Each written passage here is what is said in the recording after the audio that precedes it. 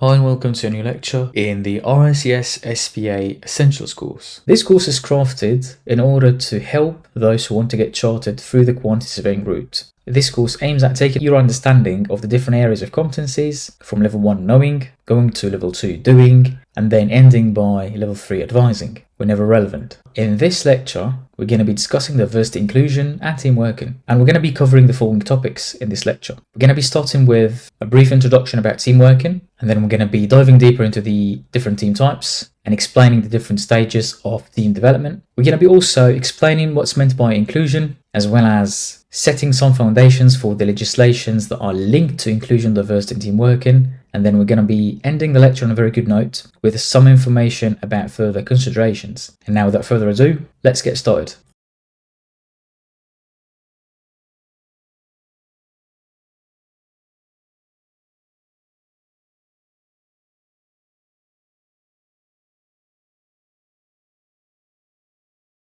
Having understood a bit about team working, as well as discussing different types of teams, it's now time to understand how a team is formed and how a team spans. So there are 5 main stages in forming any team. The first stage is forming, where people are pulled together from different places with different levels of understanding of the roles and responsibilities, as well as the objectives. People coming with different thoughts, different ideas, and they are put together in one place or different places, but they are trying to serve a specific set of goals and objectives. In this stage, people are not performing as one team, but rather as a number of split individuals. In the second stage, that's where conflict happens between the team members, because different team members, they have different thoughts, thinking in different directions, and that's where they're going to have a clash with the rules and requirements in place. The performance of the team is not yet good. They're trying to figure out how they're going to be dealing with one another. And here comes the role of the third stage, which is norming. Norming is where the team members, they try to sit with one another and they put together a set of rules that is going to regulate how they communicate and perform. In this stage, you will see some output from the individuals as a united team. And that paves the way to the next step, performing. Performing is when the team is at its peak maturity and performance. People focus on the team as a whole. They try to develop one another. They try to reach the common objectives. They are quite open and flexible with one another. And lastly, it's a sad moment that might happen to some teams and might not happen to others, which is adjourning. When the team members and the team as a whole reach the required goals and objectives, the team disbands and the process repeats over and over again.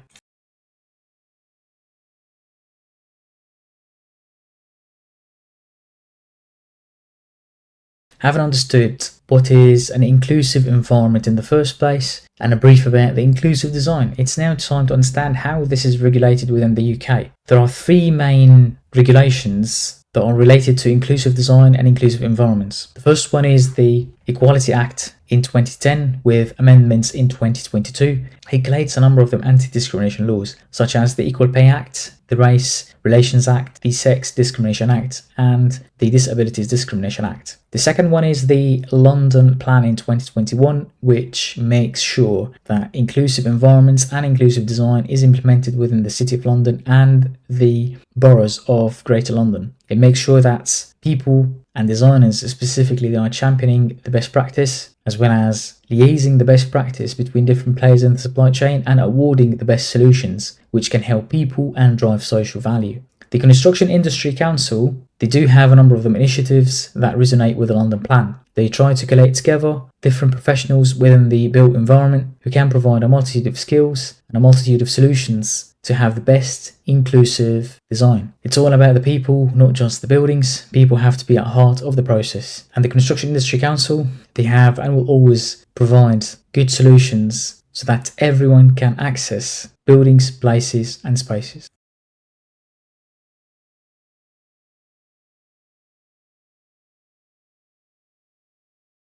The last thing that we're going to be discussing in this lecture is quite related to the communication and negotiation area of competence, as well as incorporating this with team working. The first thing is RACI matrix, which is a responsibility assignment matrix. It tackles who does what and at what level of the organization. The first part of the RACI matrix is the responsible people who are in charge of a process or a number of them processes. They make or take the decisions. A responsible person can also be an accountable person who's going to be taking the responsibility for any decisions made. Sometimes the responsible person reports to the accountable person. So it doesn't mean that they have always to be on the same level. They can be on different levels or sharing the same level. Normally, decisions that are made are being consulted with internal and sometimes external stakeholders. These are the people who are consulted. They might take part of the accountability for decisions made, but not always. And finally, people who are informed about decisions made, they are normally the subordinates, lower level employees. And the second thing that we're going to be discussing in this slide is the strategic alliance, which is in simple terms, a partnership between two or more organizations. They have to account for this in their business plans, and there has to be a very definitive RACI matrix between the organizations that are entering into that strategic alliance.